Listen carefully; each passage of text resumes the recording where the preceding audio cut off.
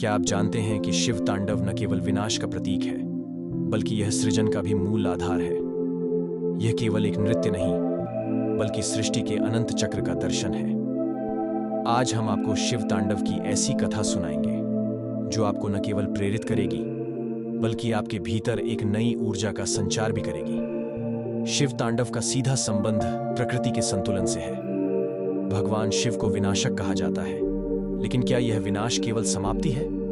नहीं, यह विनाश एक नए आरंभ का आधार है। शिव का तांडव यह सिखाता है कि जीवन में कठिनाइयों और अंत के बाद भी सृजन की एक नई किरण निकलती है।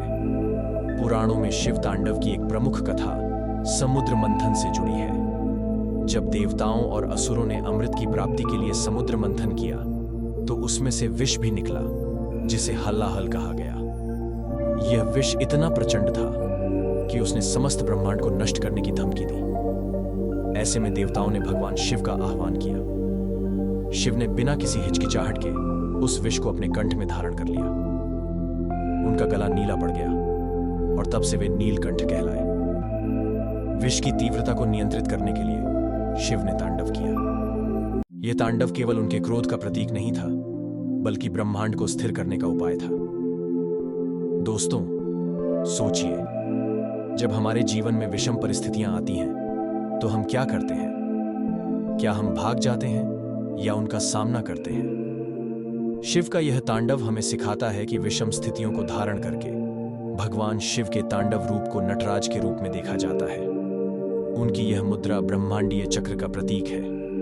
नटराज के चारों ओर जलती हुई अग्नि इस बात का प्रतीक है कि सृष्टि लगातार परिवर्तनशील है।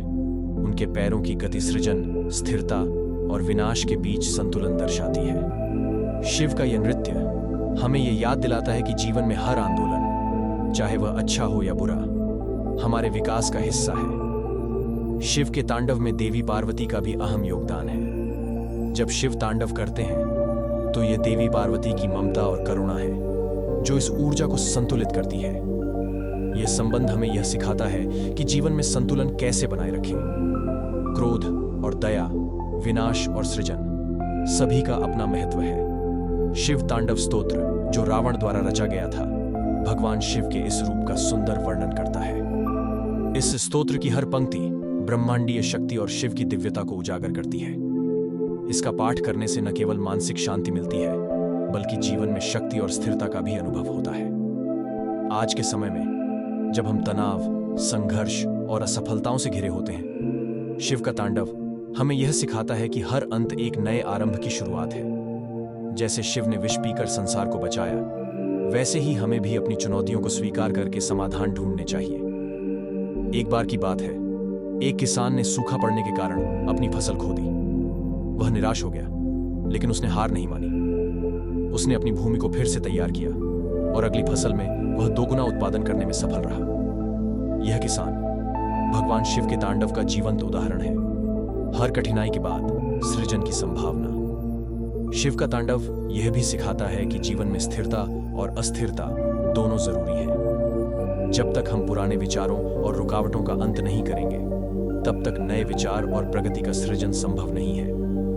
दोस्तों, शिव तांडव हमें प्रेरणा देता है कि हम अपने जीवन के हर क्षण को गहराई से जिएं। जब आप अगली बार किसी समस्या का सामना करें, तो भगवान शिव के इस रूप को याद करें।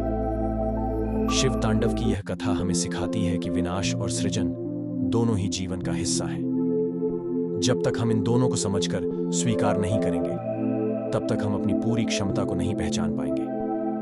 आइए हम सब मिलकर शिव की इस ऊर्जा को अपने जीवन में अपनाएं। जीवन के हर क्षण को तांडव की तरह ऊर्जा और संतुलन के साथ जिएं। अगर आपको यह वीडियो पसंद आया हो, तो इसे लाइक और शेयर करें। ऐसे ही और भी रोचक कथाओं के लिए हमारे चैनल को सब्सक्राइब करें। धन्यवाद और हर हर महादेव।